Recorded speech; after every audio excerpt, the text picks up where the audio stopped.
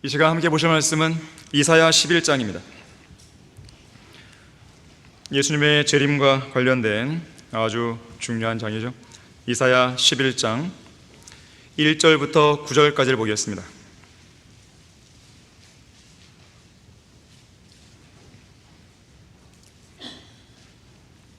자, 1절에서 이새의 줄기에서 한 막대기가 나오며 그의 뿌리들에서 한 가지가 자랄 것이라. 예수 그리스도에 관한 예언이죠. 가지이신 예수 그리스도. 주의 영이 그의 위에 머물리니 지혜와 명철의 영이요 계획과 능력의 영이며 지식과 주를 두려워하는 영이라. 주를 두려워하는 가운데 그를 속히 명철케 하리니 그는 자기 눈으로 보는 대로 판단하지 아니하고 귀로 듣는 대로 책망하지도 아니하나 가난한 자를 의로 판단하며 세상의 온유한 자를 위해서는 정직으로 책망하리라. 또 그는 그의 입의 막대기로 세상을 치고 자기 입술의 호흡으로 악한 자를 죽일 것이라. 의가 그의 허리띠가 되며 신실함이 그의 옆구리의 띠가 될 것이니라. 또한 이리가 어린 양과 함께 거하며 표범이 새끼 염소와 함께 누울 것이요 송아지와 어린 사자와 살찐 짐승이 함께하며 어린아이가 그들을 이끌리라. 암소와 곰이 함께 먹으며 그것들의 새끼들이 함께 누울 것이요 사자가 소처럼 짚을 먹으리라. 또 젖먹는 아이가 독사의 구멍에서 장난하며 젖된 아이가 독사의 굴에 손을 넣으리라. 그들은 나의 모든 거룩한 산에서 해치거나 파괴시키지 않으리니 이는 마치 물들이 바다를 덮음같이 세상이 주의 지식으로 충만할 것임이니라. 자, 말씀을 위해 다 같이 기도하시겠습니다. 참으로 위대하신 아버지 하나님, 찬양받기에 합당하신 아버지 하나님, 다시 한번 주님께 모든 감사와 찬양과 영광을 돌립니다. 가장 아름답고 복된 교회에 저희들을 속하게 하시고 이 교회에서 성장케 하시며 말씀의 꼴을 먹게 하시고 또 주님을 섬길 수 있도록 역사해 주셔서 감사드립니다. 아름다운 찬양들로 인해서 다시 한번 감사드립니다. 우리는 이 시간 오전에 이어서 예배를 드리는 가운데에 하나님의 말씀에 다시 한번 집중하기를 원합니다. 저희들을 피곤치 않도록 붙들어 주십시오. 말씀에 잘 집중하게 해주십시오. 우리의 마음의 중심이 하나님의 말씀으로 가득 차게 하시고 우리의 마음의 중심이 우리가 지금 경배하는 주 하나님 한 분만으로 가득 찰 수 있도록 인도해 주십시오. 모든 것을 주님께 부탁드립니다. 주 예수 그리스도 이름으로 기도했습니다. 아멘. 천년왕국이 세워지면 이라는 제목으로 설교합니다. 그리스도인이라면 반드시 읽어야 할 책이 있습니다. 바로 세대적 진리죠. 세대적 진리의 저자 클라렌스 라키는 그리스도의 재림의 시기는 모든 시대적인 진리를 푸는 열쇠라고 그랬어요. 이러한 재림의 시기와 맞물려서 종말론에 관한 세 가지 이론이 기독교계에는 있습니다. 전천년주의, 후천년주의, 무천년주의죠.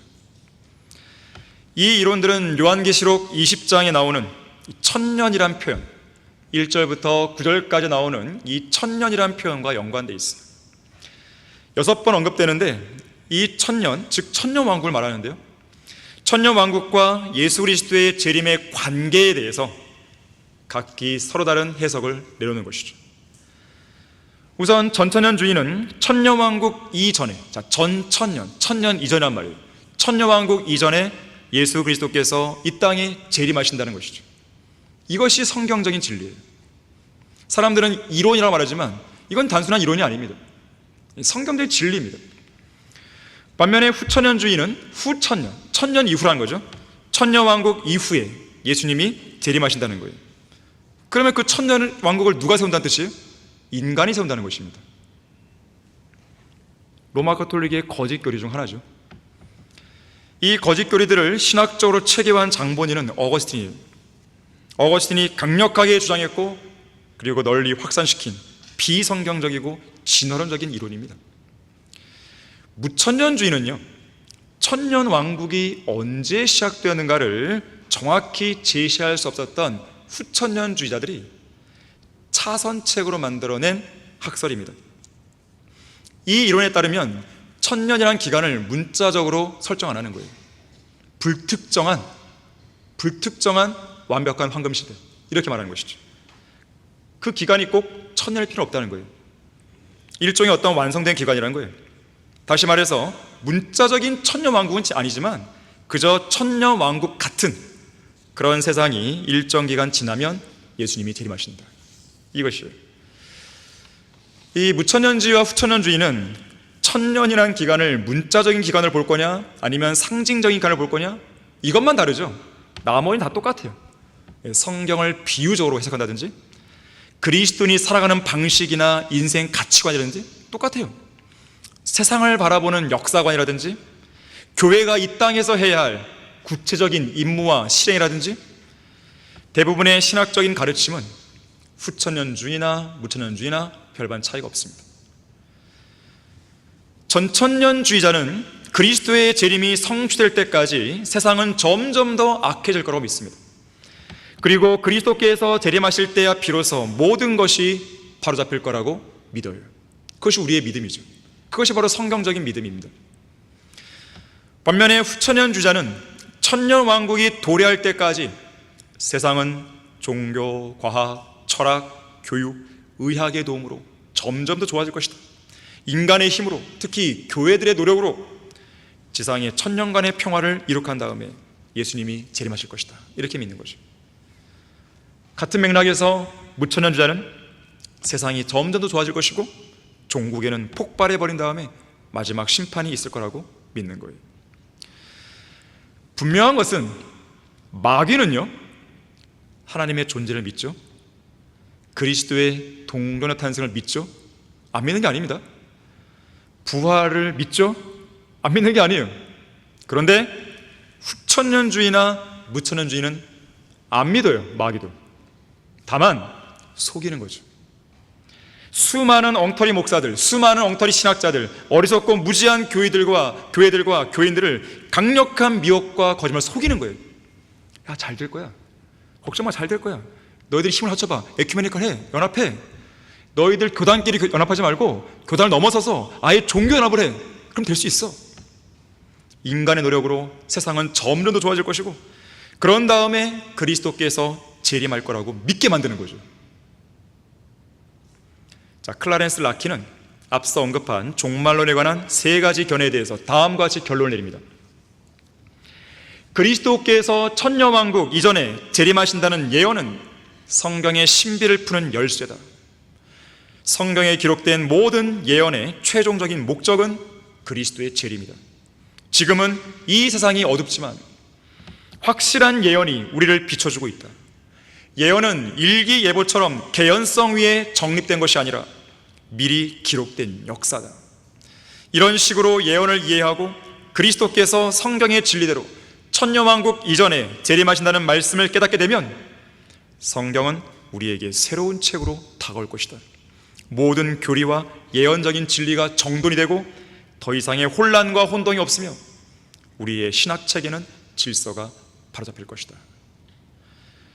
전천년주의 신앙은 최근에 갑자기 나온 신학 교리가 아니에요. 전천년주의 신앙은 지난 2000년간의 교회 역사 속에서 성경대로 믿는 그리스도인들에 의해 믿음의 유산으로 끊임없이 이어져 왔습니다. 그것이 가능했던 가장 큰 이유가 뭔지 아십니까? 그리스도인의 믿음과 실행의 최종 권위인 성경이 전천년주의 신앙을 가르치고 있기 때문에 그런 거예요. 이것을 증거하는 많은 구절들이 있지만 그 중에서 가장 결정적인 본문 하나를 여러분에게 소개하고자 합니다. 시편 104편 35절을 보십시오. 시편 104편 35절을 보시면 죄인들은 땅에서 소멸될지어다 악인들은 더 이상 잊지 못할지어다. 자, 인류 역사상 지구상에서 죄인들이 소멸된 일은 단 한 번도 없었죠. 앞으로도 그럴 것이에요. 예수 그리스도께서 이 땅에 재림하셔서 통치하실 천년 왕국이 도래하기 전까지는 절대 불가능한 일인 것입니다. 만일에 후천년, 무천년주자들의 주장대로 현재의 교회 시대가 왕국 시대라고 한다면 이 땅에 죄인들과 악인들이 없어야죠. 설령 왕국이 세워져 가는 과정이라 할지라도 죄인들과 악인들이 줄어들어야지 왜 더 급증하나 이거예요. 그들이 틀렸다는 걸 보여주는 거예요. 단적으로 인간의 힘으로는 절대로 이 땅에 그런 왕국을 세울 수 없습니다. 반면에 천년왕국 기간에는 예수님께서 통치하시기 때문에 그런 악인들이나 죄인들이 있을 수 없죠. 죄인들이 땅에서 소멸되고 악인들이 더 이상 존재하지 않는 새로운 세상, 사탄의 미혹이 존재하지 않는 새로운 시대가 도래하는 것이죠. 생각만 해도 이건 전율이 느껴지는 거예요. 흥분이 되는 것이죠. 자, 그렇기 때문에 시편 104편 35절 그 후반부에서 이렇게 외치죠. 오 내 혼아, 너는 주를 송축하라. 너희는 주를 찬양할지어다. 자, 너는 주를 송축하고 찬양할지어다. 자, 첫 번째로 다윗의 씨를 통해 오는 메시아 왕께서 천년 왕국을 다스립니다. 왕국의 주인이세요. 왕국의 왕이십니다. 다윗의 씨를 통해 오시는 메시아 왕이죠. 자, 오늘 본문 1절 보십시오. 이새의 줄기에서 한 막대기가 나오며 그의 뿌리들에서 한 가지가 자랄 것이라. 예수 그리스도에 관한 예언입니다. 천년 왕국을 의와 화평으로 통치하실 왕은 이새의 줄기에서 나오는 한 막대기이고 이새의 뿌리들에서 자라는 한 가지인 것이죠. 이새의 아들인 다윗의 가문을 통해 다윗의 씨로 오시는 다윗의 아들이신 거예요. 장차 다윗의 보좌에 앉아 예루살렘과 이스라엘 땅은 물론 온 세상을 정의와 공의로 다스릴 것입니다. 다윗의 씨와 관련해서는요, 예레미야 23장 5절에서는 그 날들이 오리니 내가 다윗에게 한 의로운 가지를 일으키리니 한 왕이 치리하고 번성하여 지상에서 공의와 정의를 실행하시나 그랬어요. 왕으로서의 가지입니다. 왕의 가지. 예레미야 33장 15절도 내가 그 날들 그리고 그때에 의로운 가지를 다윗에게 자라게 하리니 그가 이 땅에 심판과 의를 실행하리라. 의로운 가지, 왕으로서의 가지입니다. 천년 왕국에 메시아 왕이 없으면 그 왕국은 빈 껍데기입니다. 모래 위에 쌓은 누각이라는 의미의 사상 누각이라는 단어가 있죠. 겉으로는 화려하고 멀쩡해 보여요. 하지만 토대나 기초가 부실합니다. 언제라도 무너질 수 있는 상황이에요. 사상 누각. 세상 정부, 세상 왕국, 이방 민족들 다 사상 누각이에요. 다니엘 2장의 느부갓네살의 형상, 금머리부터 아래 발에 진흙까지. 머리가 제일 무겁잖아요. 금이니까. 발은 진흙이에요. 언제 무너질지 모르는 이방 세계의 모습을 보여준 것이죠. 사상 누각이에요. 바벨탑, 사상 누각이죠.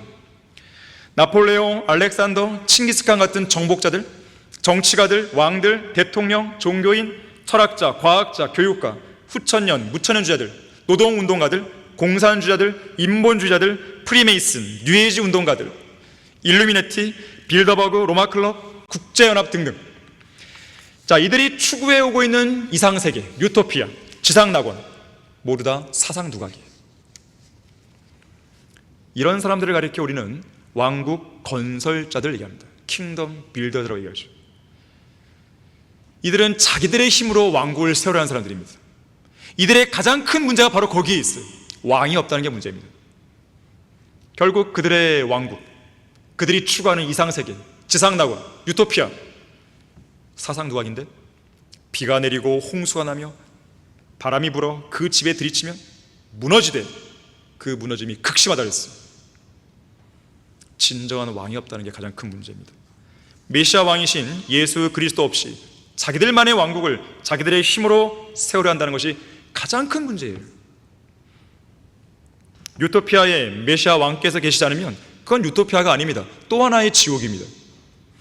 참된 왕께서 계시지 않는 지상 낙원은 헛된 것입니다. 그것은 결국 지옥을 향해 나아갈 뿐이죠. 사탄이 원하는 게 바로 그것이에요. 사탄은 빛의 천사로 가정합니다. 지구상의 사람들에게 유토피아의 미래를 아주 아름다운 장밋빛 미래로 제시하는 것이죠. 긍정적인 사고방식을 동원해서 인간 스스로의 힘으로 유토피아를 이룩할 수 있다고 미혹합니다. 하지만 성경은 왕이신 예수 그리스도가 없는 그런 세상은 절대로 오지 않는다고 말하는 것이죠. 진정한 왕국은 예수 그리스도의 재림을 통해서만 이루어질 수 있는 것이에요. 아무리 이 땅에 전쟁이 사라지고 자연세계가 회복되고 동물들의 본성이 바뀌어서 곰과 암소가 함께 거하고 사자가 소처럼 짚을 먹는 세상이 도래한다 하더라도 그 왕국의 중심에 메시아께서 안 계신다면 그것은 온전한 의와 화평의 왕국이 될 수 없습니다. 그러한 왕국은 실현 불가능해요. 반드시 왕께서 재림하시어 왕국을 세우셔야 하는 것입니다. 성경은 분명히 말씀해요. 이 세상의 나라들이 우리 주와 그의 그리스도의 왕국들이 되어서 그분이 영원무토록 통치하시리라. 20세기 초 미국에서 가장 영향력이 있었던 복음 전도자 빌리 선데이는 그리스도의 재림이라는 그의 설교에서 이렇게 설교했습니다. 잘 들어보십시오. 많은 사람들은 말합니다. 나는 천년왕국이 먼저 온 다음에 천년왕국이 끝날 때쯤 그리스도께서 오실 것이라고 생각해 라고 말을 하는 것입니다. 그러나 그와 같은 생각은 성경적 사실과는 전혀 관계가 없습니다. 하나님께서 말씀하신 것만이 진리입니다. 예수님께서 오실 때까지 천년왕국은 있을 수 없습니다. 천년왕국은 그리스도께서 계셔야만 가능합니다. 해가 지지 않고서는 낮이 오지 않습니다. 사탄이 끝없이 깊은 구렁에 묶일 때까지 천년왕국은 시작될 수 없습니다. 종국에는 하나님의 영광이 온 땅을 덮을 것이라는 것보다 더 확실한 것은 없습니다. 그러나 예수님께서 오신 이후에만 그렇게 될 것입니다. 흔히들 천년왕국이 올 때까지 세상이 점점 더 좋아지고 있으며 모든 사람이 회심하게 될 것이라고 생각합니다. 이런 엉터리 소리들이 설교되고 있지만 성경은 그런 쓰레기를 가르치고 있지 않습니다. 우리가 복되신 주님과 친밀하게 연합된 채로 이 세상에서 천년을 산다는 것이 얼마나 영광스러운 일입니까? 예수 그리스도께서 오심으로써 이 세상에는 인류의 황금시대인 천년왕국이 도래할 것입니다. 그리스도의 재림을 설교하는 것이 해롭다고 말하는 것은, 하나님께서 통치하시는 것은 재난이라고 말하는 것과 같습니다. 그리스도께서 오셔서 천년 동안 지상에서 통치하실 것이라는 이 사실보다 성경에서 더 분명하게 선포된 것은 없습니다.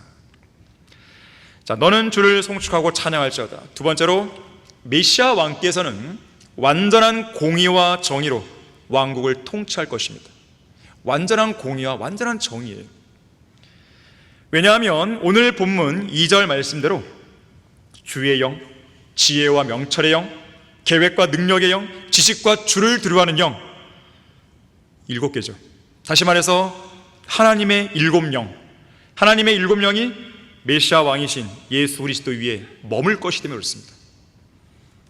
자, 주의 영은 공의롭고 정의로운 왕국을 다스리시는 예수 그리스도께서 하나님이심을 보여주는 영입니다. 주의 영. 지혜의 영은 공의롭고 정의로운 왕국을 위해서 어떤 일을 어떻게 적용해서 처리하고 운영해야 할지를 깨닫게 해주는 영입니다. 명철의 영, 공의롭고 정의로운 왕국을 위해 수행하는 어떤 일들이 위대하신 하나님과 어떤 관계가 있는지 정확하게 알게 해주는 영입니다. 계획의 영, 공의롭고 정의로운 왕국을 위해서 무엇을 해야 하고 또 어떻게 해야 할지에 대한 모든 계획을 조언하고 충고해주는 영입니다. 능력의 영, 공의롭고 정의로운 왕국을 위해서 기적과 표적과 이적 등의 위대하고 놀라운 일들을 행하는 능력이죠. 지식의 영, 공의롭고 정의로운 왕국과 연관된 모든 사실들을 이해하게 해주는 영입니다.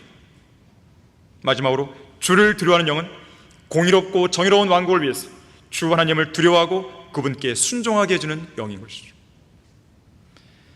이상 7가지 역할과 기능, 이 기능은 성령 하나님 한 분께 집약되어 있는 것이죠. 그리고 바로 그 성령께서 그 위에 머물고 있는 메시아 왕께서는 5절 말씀대로 허리에는 의로 띠를 두르고 옆구리에는 신실함으로 띠를 두르고 계시는 것이죠. 요한계시록 19장 11절에서 보는 것과 같습니다. 만왕의 왕이신 예수님은 신실과 진리로 불리시고 의로 심판한다고 요한계시록 19장에서 말씀하죠. 온 땅의 심판자십니다. 또한 오늘 본문 3절대로 왕께서는 자기 눈으로 보는 대로 판단하지 않으십니다. 귀로 듣는 대로 책망하지 않으시는 것. 분명한 기준과 잣대와 기준, 판단 기준이 있는 것이죠. 이 세상 신인 사탄은요, 이러한 모습, 자기 눈으로 보는 대로 판단하지 않는다는 이 모습을 흉내내서 소위 정의의 여신상을 만들어냈습니다. 세계 여러 나라의 법원이나 시청, 광장 등지에 세워진 정의의 여신상의 모습을 여러분은 봤을 것이에요. 두 눈을 안대로 가리고 있죠. 한 손에는 칼을 들고 있고 다른 한 손에는 저울을 들고 있죠. 안대를 가렸다고 하는 것은 사람의 겉모습만 보고 판단하거나 재판하지 않겠다는 걸 의미하는 것입니다. 차라리 소경이 되겠다는 거예요. 칼은 법과 질서를 파괴하는 사람들에 대해서 강력한 제재를 가하겠다는 것이죠. 저울은 어느 한쪽으로 기울거나 치우치지 않는 공정한 판단을 내리겠다는 것이죠. 그래서 정의의 여신상의 상징은 공평과 공정이에요. 그러나 악한 현 세상은 정의의 여신상만 세울 줄 알았지 정말로 공의대로 하지 않습니다. 정의대로 하지 않습니다. 정의라고 하는 것이 변질되어 버리는 거예요. 정권을 장악한 자들의 이익을 정당화시키는 수단이 되어버립니다. 진실이라고 하는 것이, 정의라고 하는 것이 자기들의 입맛대로 바뀌어버리는 거예요. 그게 무슨 정의예요? 공의롭게 집행되어야 할 법 역시나 정권을 장악한 자들이 쉽게 빠져나갈 수 있는 무사 통행증이 되어버립니다. 희한한 나라입니다. 실제로 이 나라에서는 대통령의 권력과 국회 다수 의석을 앞세운 거대 여당이 삼권 분립의 가치와 사법부의 독립성을 자기 멋대로 훼손하면서 국정을 좌지우지하고 있죠. 그들은 아주 교묘한 말로 입법부인 국회가 사법부보다 위에 있다고 공공연하게 주장하는 것이죠. 자기들 입맛에 맞지 않고 자기들의 대통령에게 부정적으로 판결을 내렸다는 말도 안 되는 이유를 내세워서 조희대 대법원장을 몰아내고 있죠. 또한 뉴스공장에 김어준의 말이라면 꼼짝 못하죠. 민주당 국회의원들이 그의 유튜브 방송 나가서 김어준 앞에 머리를 조아리는 여당 의원들이 대다수죠. 특히 그들은 소위 개딸이라고 하는 강성 지지층의 호감과 지지를 얻기 위해서 국가의 운영 시스템을 망가뜨리는 정책들을 거침없이 추진하고 입법하고 있죠. 민주당은 헌법에 부합하는 대의민주주의가 아닙니다. 비정상적인 당원 민주주의, 거기에 깊은 구렁에 빠진 지 오래됐습니다.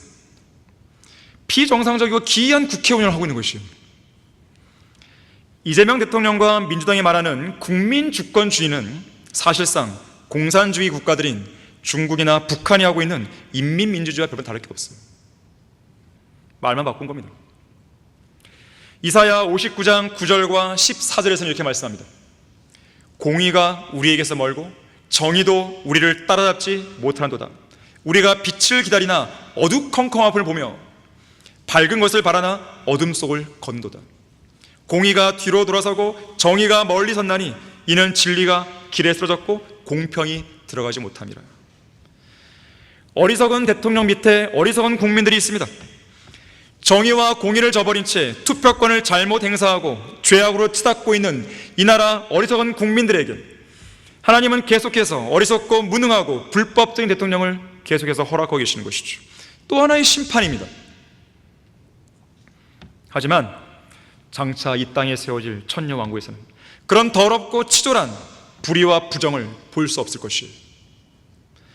본문 4절에서 메시아 왕께서는 오직 의로 가난한 자를 판단하실 것이고 세상의 온유한 자를 위해 정직으로 책망하실 것이고 입에 막대기로 세상을 칠 것이고 입술의 호흡으로 악한 자를 죽일 것이에요. 주님의 입에서 나오는 영으로 악한 자를 소멸하고 제거하시는 것입니다. 살아있고 능력이 있는 양날이 있는 어떤 칼보다 예리한 바로 그것이 하나님의 말씀인데 예수 그리스도께서는 그분의 입에서 나오는 그 예리한 칼, 그 말씀으로 민족들을 치시고 철장으로 다스리시는 거예요. 아모스 5장 24절의 말씀대로 공의는 물같이 의는 큰 시내같이 흐를 것입니다. 때늦은 정의는 정의가 아니라는 말이 있죠. 글래스톤이 했던 말인데요, 천녀왕국의 왕께서는 때늦은 정의가 결코 있을 수 없습니다. 이 세상에서는요, 어떤 위대한 지도자가 등장했다 해도 공의와 정의가 완벽하게 실현되는 국가를 세울 수 없습니다. 설령 만들었다 하더라도 그것을 영속시킬 수는 없어요. 왜냐하면 참된 공의와 정의는 하나님의 보좌의 처소에서만 발견될 수 있기 때문에 그렇습니다. 또한 온 우주에서 전능하신 하나님만이 공의와 정의를 왜곡시키지 않는 분이기 때문에 그렇습니다.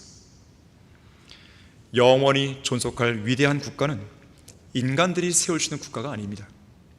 오직 주님만이 세우는 것이죠. 그의 정부와 화평의 증가함이 다윗의 보좌와 그의 왕국 위에 바르게 세워지고 지금부터 영원까지 공의와 정의로 그것을 굳게 세우는데 끝이 없으리라. 만군의 주의 열성이 이것을 시행하시리라. 이사야 9장 7절 말씀입니다. 따라서 우리는 영원히 패망하지 않을 위대한 국가를, 하나님의 공의와 정의로 굳게 세워지고 의와 화평이 영원히 숨을 쉬는 위대한 국가를, 만왕의 왕이신 예수님께서 영원히 다스리실 그 위대한 국가의 도래를 소망해야 되는 것이죠. 이제 얼마 안 있으면 실패한 모든 인류 역사의 종지부를 찍을 마지막 왕국, 그리고 영원 세계로 이어질 그 위대한 국가가 도래한다는 이 사실을 유념하시고 그날을 간절히 기다려야 되는 것입니다. 너는 주를 송축하고 찬양할지어다. 세 번째로, 자연계가 완전히 회복됩니다. 수년 전에 어느 기독교 신문에 이런 기사 하나가 실렸습니다. 미세먼지에 뒤덮인 한반도, 창조 질서 회복 절실. 기독교 신문이에요. 일반 신문도 아니고 기독교 신문. 미세먼지 때문에 환경에 대한 관심이 높아지면서 그야말로 할 일 없는 목사들이 이 난제를 해결해 보겠다고 팔을 걷어붙인 것이죠. 이들 어리석은 군상들은 1984년부터 매년 6월 첫째 주를 환경주일로 지켜오고 있습니다. 그러면서 하나님의 창조 질서를 보존하고 회복해야 한다는 목소리를 높이는 거예요. 정말로 터무니없는 짓을 하고 있는 것이에요. 정말 할 수 있다는 거예요? 정말로 파괴된 이 창조 질서를 자기들의 힘으로 해보겠다고요? 그렇게 하는 시도 자체가 터무니없는 짓입니다. 왜냐하면 그것은 우주 만물을 조성하신 창조주 하나님의 영역이거든요. 더군다나 창조 질서를 파괴하는 주범은 미세먼지가 아닙니다. 화석연료가 아닙니다. 경유차가 아닙니다. 핵 개발도 아닙니다. 원전 개발도 아니에요. 죄예요, 죄. 죄라고요. 이 땅에 저주를 가져온 주범은 죄입니다. 부패한 행위들이 땅을 부패시켰죠. 간음, 근친상간, 동성연애, 수간 등의 성적 타락이 지구를 더럽힌 것이죠. 우상 숭배 등의 영적 음행도 온 세상을 죄로 물들게 한 것입니다. 땅만 그렇겠습니까? 하늘도 마찬가지예요. 욥기 15장 15절에서는 하늘들도 그분 보시기에는 깨끗하지 않다고 그랬어요. 욥기 25장 5절도 별들도 그분이 보시기에는 깨끗하지 못하다고 그랬습니다. 죄로 인해서 창조 질서는 파괴되었고 죄 때문에 모든 창조물은 신음하며 고통받고 있습니다. 상황이 이러하기 때문에 창조 질서를 회복하는 임무가 죄인인 인간들에게 맡길 만무하죠. 죄 문제가 해결되지 않은 상황에서는 이 난제를 해결할 방법이 없습니다. 그렇다고 해서 구원받은 그리스도인들이 할 수 있는 것인가? 또 구원받은 그리스도인들이 해야 할 임무인 것인가? 그렇지 않습니다. 왜냐하면 영이 거듭났고 혼이 구원받아서도 여전히 이 죄의 몸은 구속받지 못했기 때문에 그래요. 몸의 구속은 휴거 때 이루어지죠. 더군다나 예수님께서는 그분의 몸인 교회에게 그런 임무를 명령하신 적이 없습니다. 창조 질서를 회복하라. 이런 명령이 어디 있어요 도대체? 복음을 증거하라 그랬죠. 언제 창조 질서 회복하라 그랬어요? 언제 미세먼지를 극복하기 위해서 발벗고 나서라 그랬어요? 언제? 도대체 왜 그런 거죠? 이런 사람들은요, 그들도 나름대로 주장하는 근거가 있어요. 두 개의 구절인데, 창세기 1장 28절에서 다산하고 번성하며 땅을 다시 채우고 그것을 정복하라. 바다의 고기와 공중의 새와 땅 위에서 움직이는 모든 생물 다스리라. 아니, 이렇게 말씀하지 않았습니까? 그래서 우리는 환경주의를 지키는 것이고 환경운동을 하는 것입니다. 또 창세기 2장 15절을 들이밀죠. 하나님께서는요, 최초의 인간인 아담을 데려다가 에덴의 동산에 두시고 그 동산을 관리하고 지키게 하지 않았습니까? 그야말로 성경을 몰라도 너무도 모르는 사람들이, 모르면 공부를 해야 되는데 그들은 쓸데없이 많은 일로 경황이 없거나 너무 게을러서 공부를 안 하는 것이에요. 이 땅에서 성경을 공부하지 않는 목사들은 당장 강대 내려와야 돼요. 성경을 모르는 사람은 강대 서면 안 되는 것이에요. 다 망쳐버리는 거예요. 다 망쳐버리는 거예요. 그들이 제기한 이 두 개의 본문은 환경운동과는 아무 관련이 없어요. 창조질서 회복과 아무런 관련이 없어요. 특히나 에덴의 동산과 관련해서요, 그것은 이 땅에 죄가 들어오기 전에 조치였던 것이죠. 죄가 들어온 이후로는 하나님께서 타락한 아담을 향해서 어떻게 조치합니까? 추방, 접근 금지, 폐쇄 조치, 이런 명령을 내리신 것이죠. 죄인인 인간에게는 에덴 동산을 관리할 자격이 없는 거예요. 노아의 홍수 때는 에덴의 동산을 지상에서 완전히 없애버렸잖아요. 이것은 죄인인 인간이 에덴의 동산을 관리하거나 회복할 수 있는 능력이 전혀 없다는 걸 보여주는 거예요. 결국 창조 질서 회복의 문제를 해결할 수 있는 유일한 방법은 단 한 가지로 귀결되는 것이죠. 예수 그리스도의 재림입니다. 성경에서 예언된 메시아 왕께서 이 땅에 오셔야 되는 것입니다. 그분이 오시면 인류가 직면한 모든 문제가 해결되는 것이에요. 창조 질서가 완전히 회복되는 것입니다. 자, 오늘 본문 6절에서 8절을 보십시오. 또한 이리가 어린 양과 함께 거하며 표범이 새끼 염소와 함께 누울 것이요 송아지와 어린 사자와 살찐 짐승이 함께하며 어린아이가 그들을 이끌리라. 암소와 곰이 함께 먹으며 그것들의 새끼들이 함께 누울 것이요 사자가 소처럼 짚을 먹으리라. 또 젖먹는 아이가 독사의 구멍에서 장난하며 젖된 아이가 독사의 굴에 손을 넣으리라. 자, 생각해 보십시오. 아담이 타락한 이래로 어린아이가 표범과 사자를 이끌고 거리를 활보했다는 이야기를 들어본 적 있습니까? 동물원에 갔더니 암소와 곰이 같은 우리 안에서 함께 먹고 있고 그것들의 새끼들이 함께 누워 장난치고 있는 모습을 본 적 있습니까? 동물 사육사에 가서 요즘 사자들이 소처럼 짚을 잘 먹고 있나요? 한번 물어보십시오. 당장 여러분을 정신병에 넣을 것이에요. 만일 방금 전에 젖된 아이가 방울뱀이 또아리를 털고 있는 굴 속에 손을 넣고 장난을 친다고 했을 때 그냥 내버려둘 엄마가 있겠습니까?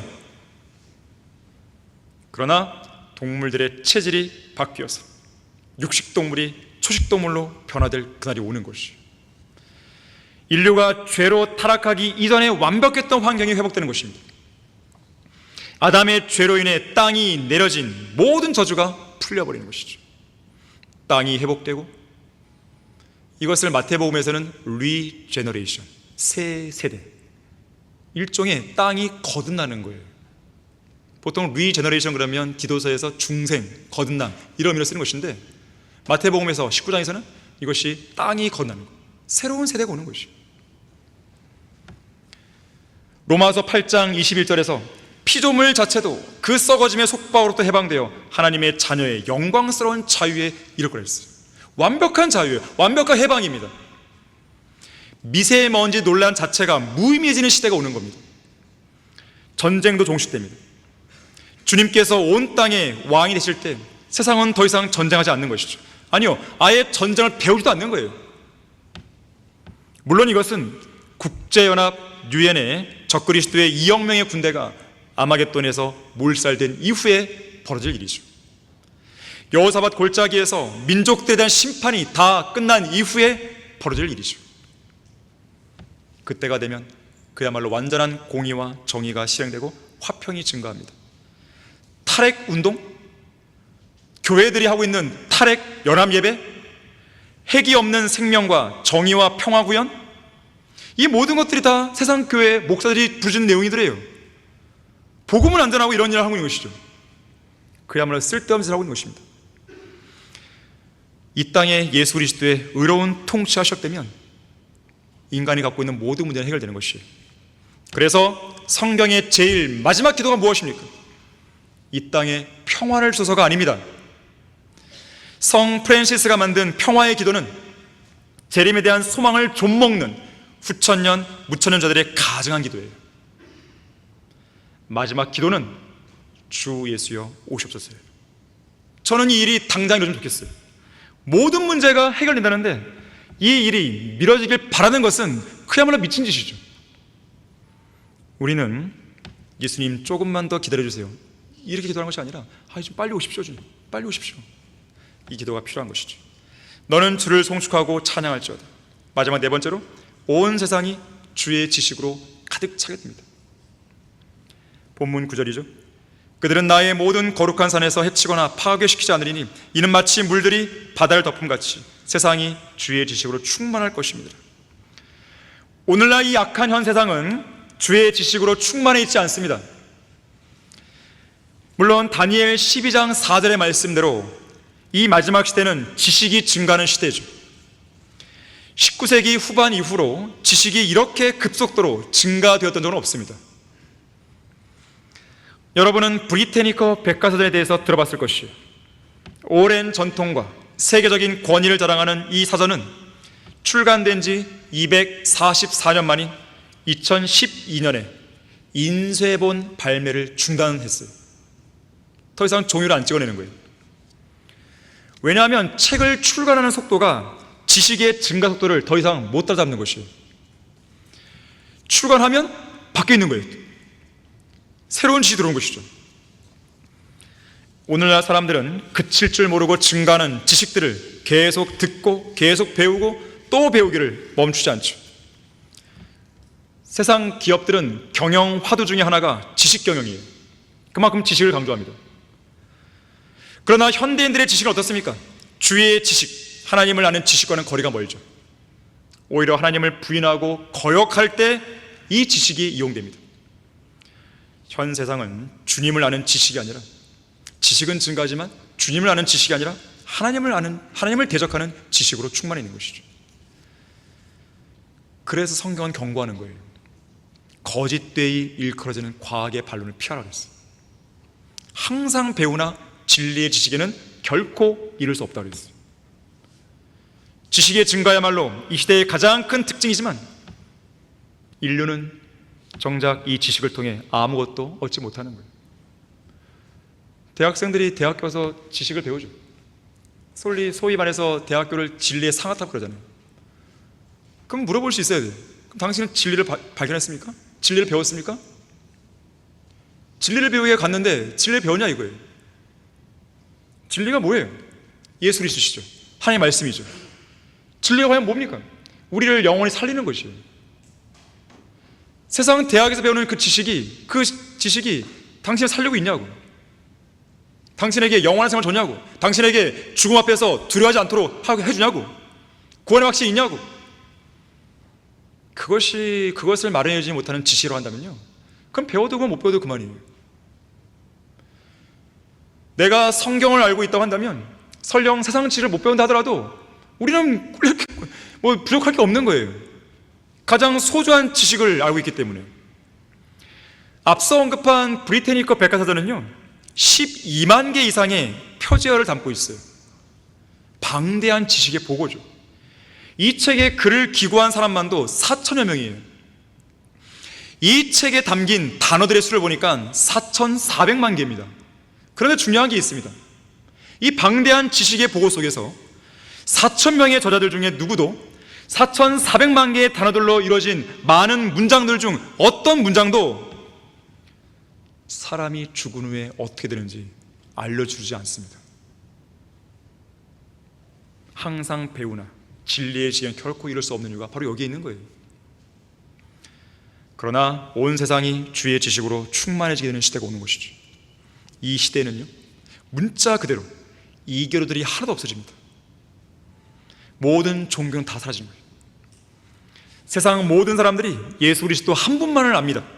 한 분만을 믿고 한 분만을 섬기고 찬양해야 되는 시대가 오는 것이죠. 과연 이런 일이 가능하겠습니까? 예수 그리스도께서 재림하실 때 가능하다고 믿는 것이 우리의 믿음이죠. 또한 예수 그리스도께서 재림하기 전에는 불가능하다고 믿는 것 역시 우리의 신앙이죠. 그러나 후천년 무천후자들은 이러한 성경적 믿음에 역행하고 있습니다.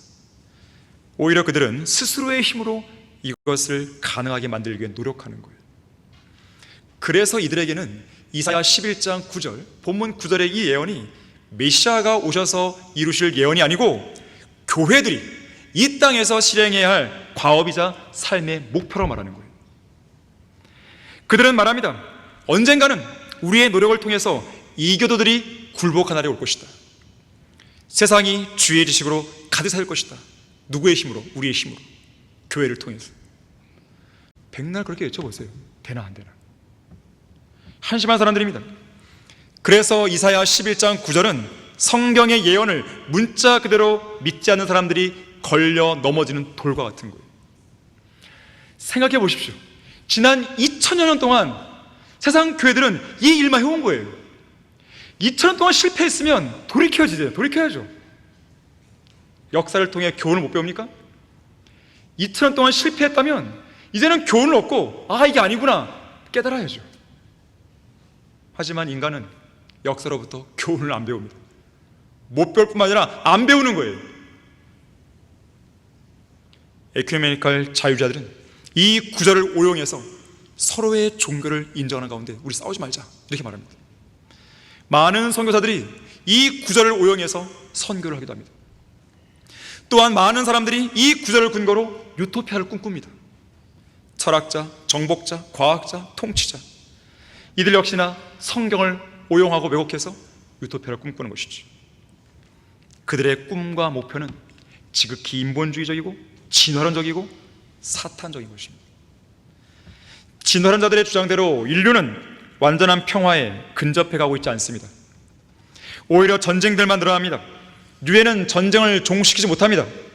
로마 가톨릭도 어떤 종교단체나 연합체도 전쟁을 종식 못 시켜요.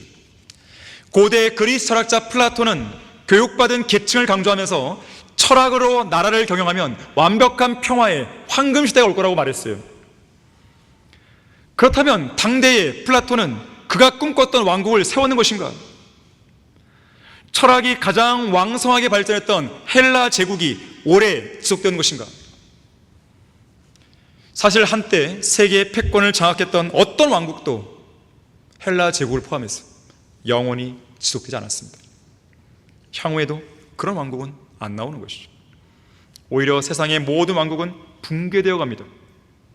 막강한 권세와 영광을 자랑했던 이방의 모든 나라들은 시간의 흐름 속에서 사상 누각처럼 무너져가는 것이죠.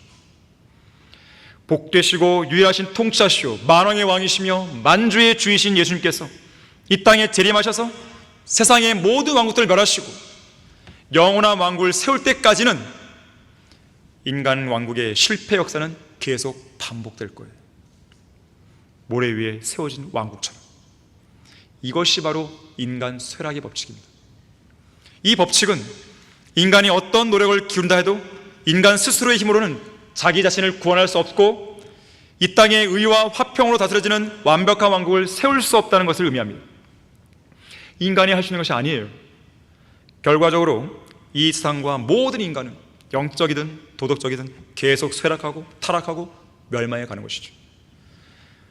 그래서 모든 시대와 경륜은요 배교로 끝나는 거예요.